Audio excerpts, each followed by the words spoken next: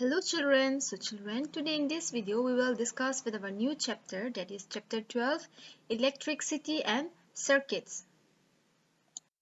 Now children, let's see this. Electricity has become an integral part of our lives. Most of the everyday appliances that we use at home run on electricity. Imagine a hot summer day when you are sitting in your room under the fan or the AC and suddenly there is a power cut. This thought itself make us realize the importance of electricity. In this chapter, you will learn more about electricity, its sources and substances that allow electricity pass through them. So children, electricity it has become an important part of our life. Most of our everyday appliances that we use at home run on electricity. So just imagine children, during hot summer day when we are sitting under the fan or AC, suddenly there is a power cut. What will happen? We suddenly feel hot. We will feel hot. So this thought itself, it makes us realize that the importance of electricity. So in this chapter, we are going to learn more about electricity, its sources, from where this electricity comes from, and the substance, okay, and the materials that allow electricity to pass through them. First, we will see on sources of electricity. So, from where do we get electricity? The electrical energy or electricity is obtained from various sources such as burning of coal, running water, wind, and chemical reaction in nucleus of radioactive elements.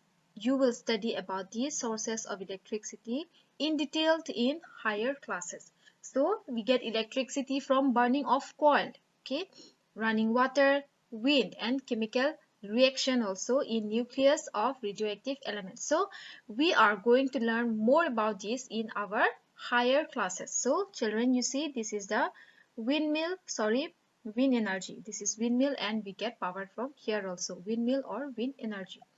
And this is the solar system. We get power from the solar system also. Solar energy. Some sources of electricity. The electricity generated in this power station is transmitted through cables and transported to our homes, office and other places. So the electricity is generated, okay? The electricity it is generated in the power station and it is transmitted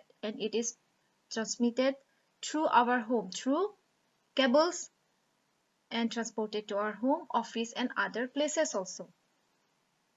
Electricity can also be generated using generators and other sources such as electric cells. So electricity it can be generated with generators also and other such as electric cells. So now first we will see on electric cells.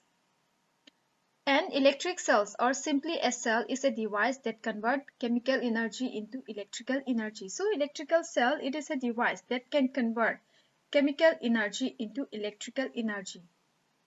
It contains certain chemical inside, so it has certain chemical inside.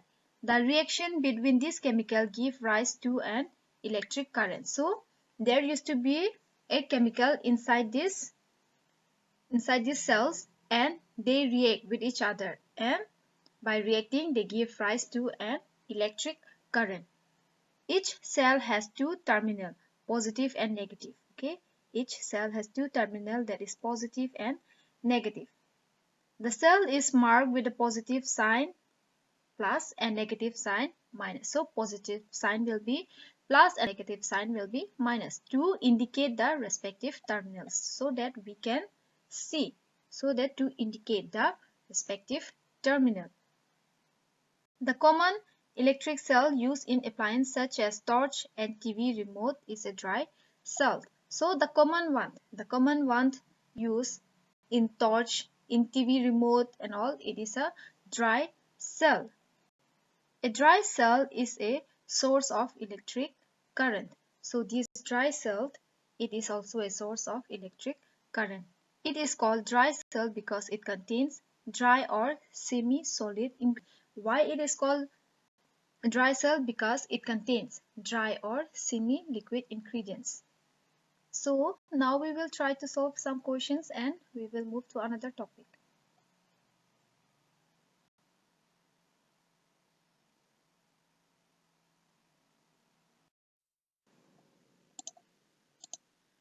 A dry cell consists of zinc container inside which there is a layer of paste of ammonium chloride. So a dry cell have a zinc container inside which there is a layer of a paste of ammonium chloride.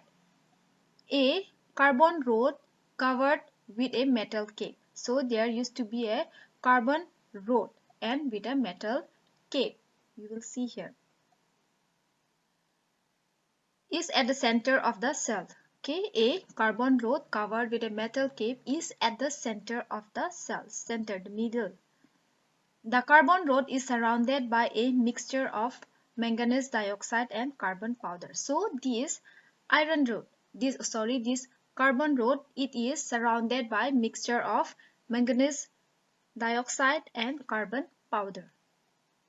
The cell is covered and protected by a metal casing except the metal cape of the carbon rod. So this cell, it is covered and protected by a metal casing. It is protected by a metal casing except the cap, except the metal cape of the carbon. Here it will not be covered, which stick out at one end and at the base of the zinc container that remain exposed to the other end. So it is exposed to the other end.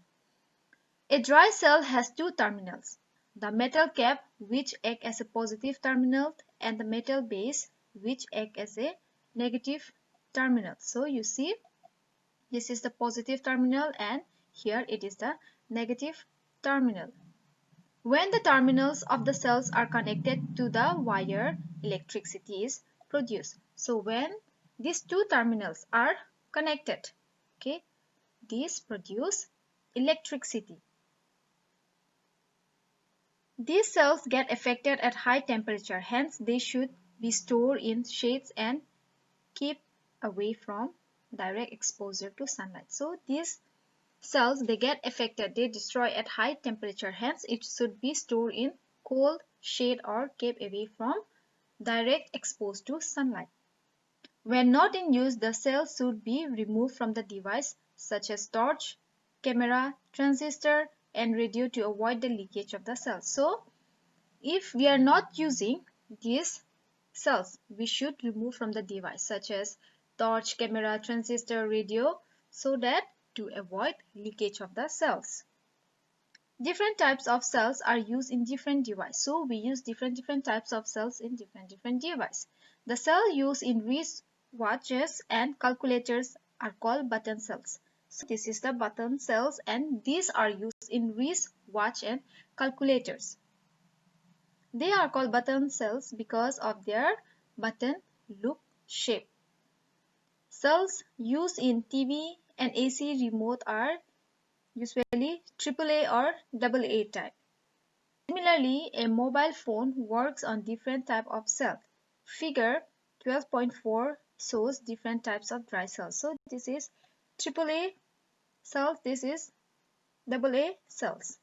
These cells used in torch, used in TV remote or AC remote, button cells used in wristwatch and calculator, and this is this is used in cell phone or mobile phone. So we will try to solve some more questions and we will end up this video.